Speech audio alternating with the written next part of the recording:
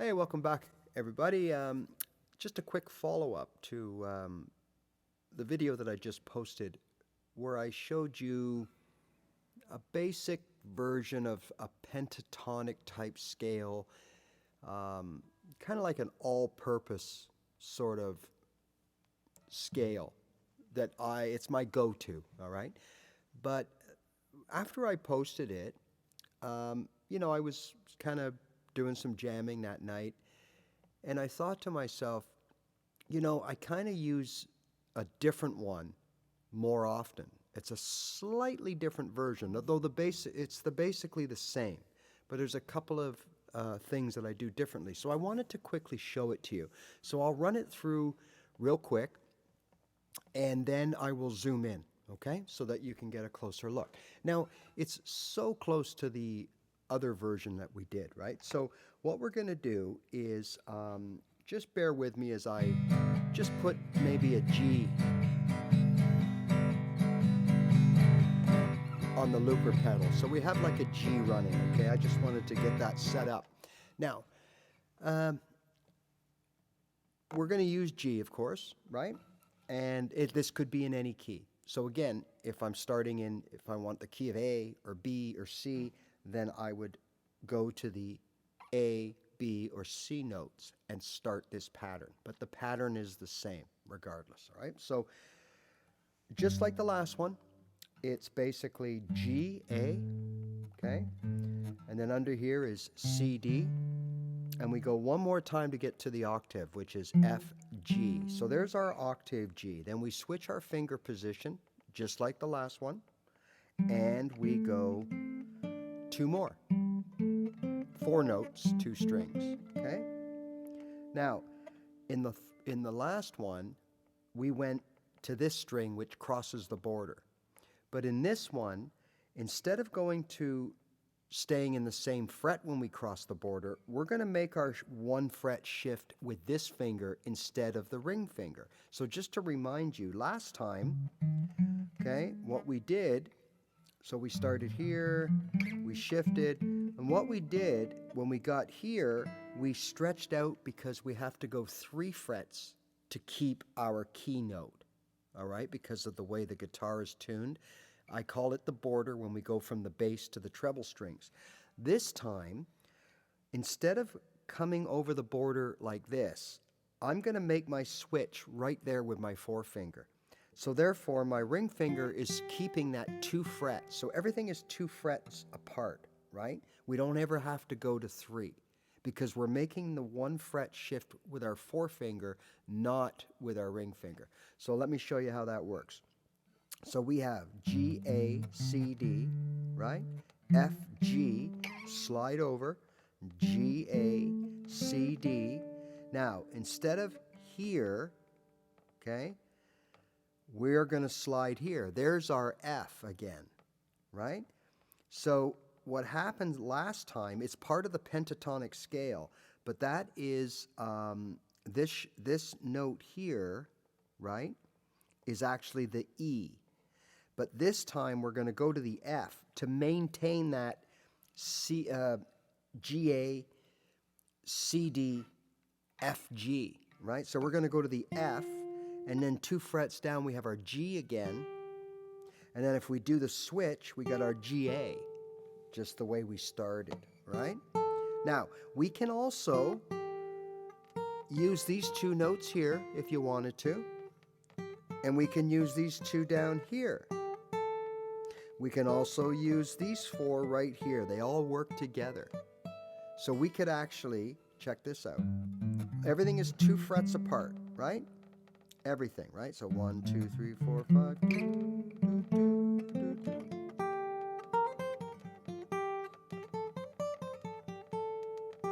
Now we go home.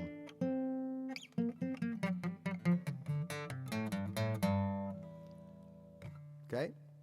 So that's actually what I use most often. So when I'm soloing or playing along with someone, more often than not, when I go down, when I get to here, I will make my cross here at the border instead of here with the ring finger. That's it. It's a subtle change.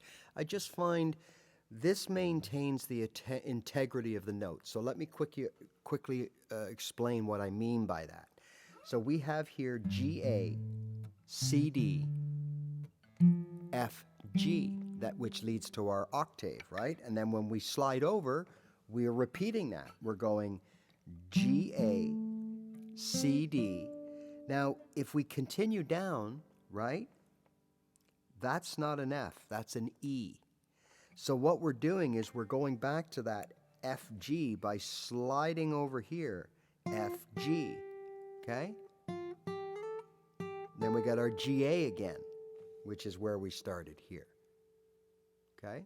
Now, some songs, if you're playing along, you might not hear the synergy there. Like you might have to go the old way and play the E instead of the F because it just might not sound right.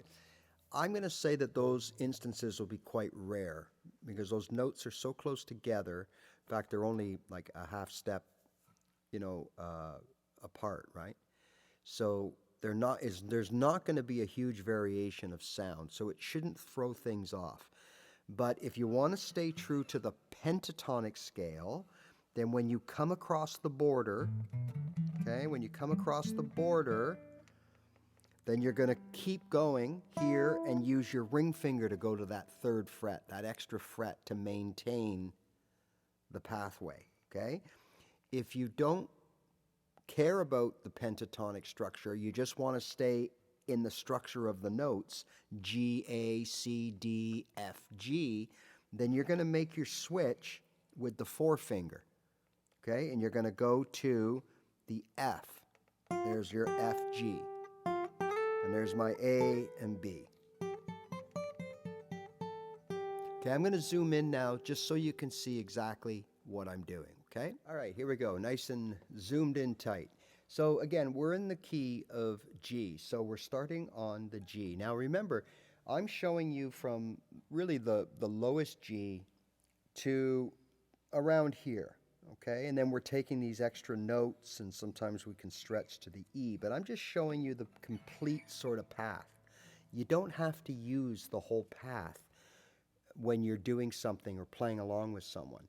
You can, absolutely. But sometimes all you really need is maybe sometimes just a little, or a little,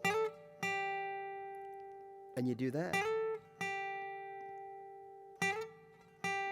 So you don't always need everything. I'm just showing you the whole path, right? And how it all ties together and stays in the same key, right? But you might only use one little box, one little 4-note box, or a little 2-note slide. As long as you stay on the roadway, the pathway that we've laid out here, you're good to go, okay? So here we go. We're starting in G, so it's G, A. Now you notice I'm not going 3-5, 3-5, 3-5, 5-7, 5-8, whatever. I'm not doing that. And that's because, well, I have a few theories, but it's because me personally, I had a hard time with that. It was just too much memorizing numbers. It was like I was in math class, memorizing strumming patterns, memorizing numbers, memorizing all this. I just preferred, I always say, you don't need to know how the engine works to drive the car. You just need to know where to put the gas in, right? You step on the pedal and you go and you figure it out. So in this case, I'm showing you a path. Figure it out, right? See how it sounds, right? And it will sound good with any key of G chord progression. Once you're comfortable and confident, now you can go back and see what notes you're playing. Where are all the G's? Well, there's one here, there's one here, there's one here, and you learn that way, okay? So when you hear me calling out these letters, some people will say, okay, 3, 5, 3, 5, 3, 5, 5, 7, 5, 7, 5, 8, 5, 8, like your pentatonic, right? Or in my case, it'll be 5, 7, 5, 7. I prefer to do this. G, A, C, D, F, G.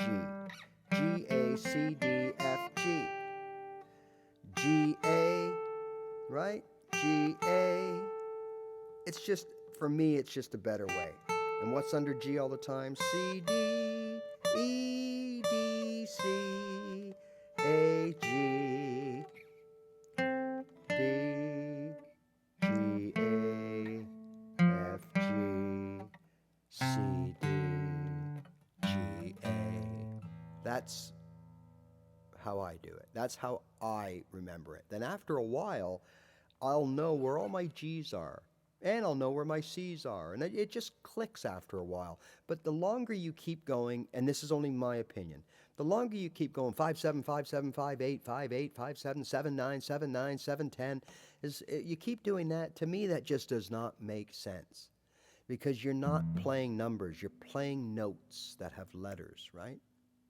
But again, whatever works for you, whatever works for your mind, all right? So there's the revised version of this, okay? And really the only difference is we cross the border with our forefinger first. So when we get from the gold to the silver strings, we're going to shift over. That keeps our everything 2 apart. So we start 2 apart and we end 2 apart, and everywhere we go is 2 frets apart.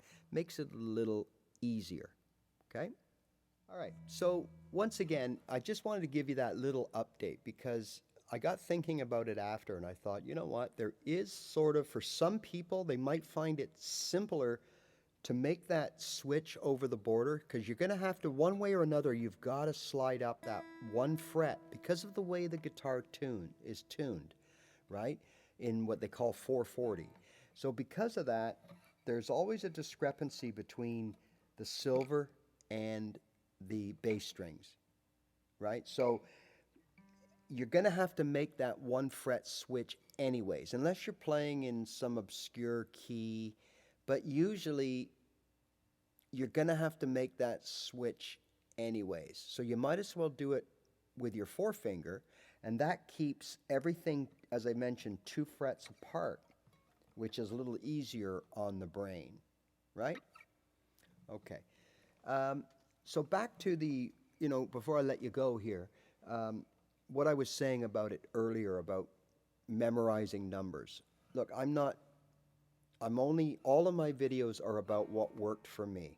And all of you that know my story is, I tried 3 attempts. Well, 2 attempts and I quit both times. I put the guitar down. I just found it too complicated, memorizing all these numbers and strum patterns, up, down, and everything was memorizing. I really felt like I was in like school. Remember that class that you hated and you didn't know anything about it, you never paid attention.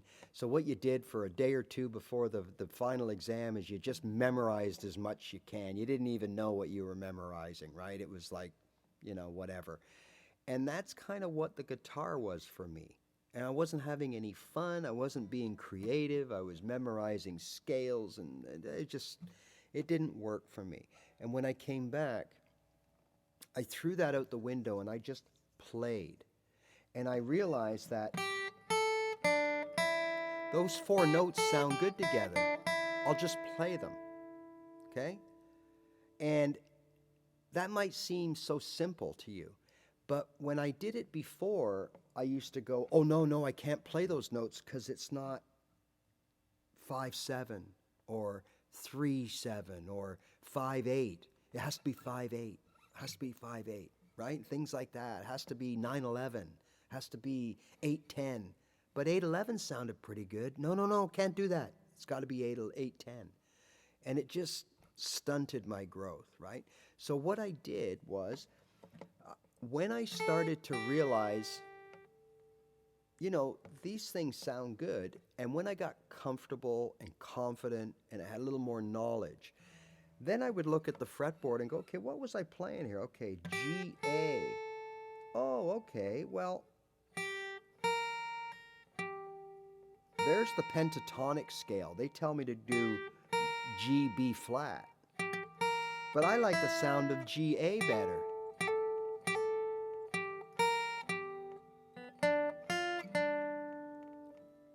Right?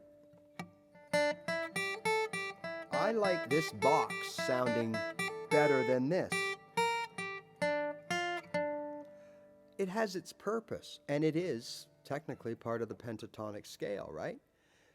But I like the way the other ones sounded, so that's what I went with. Now I know the difference because I now know my notes.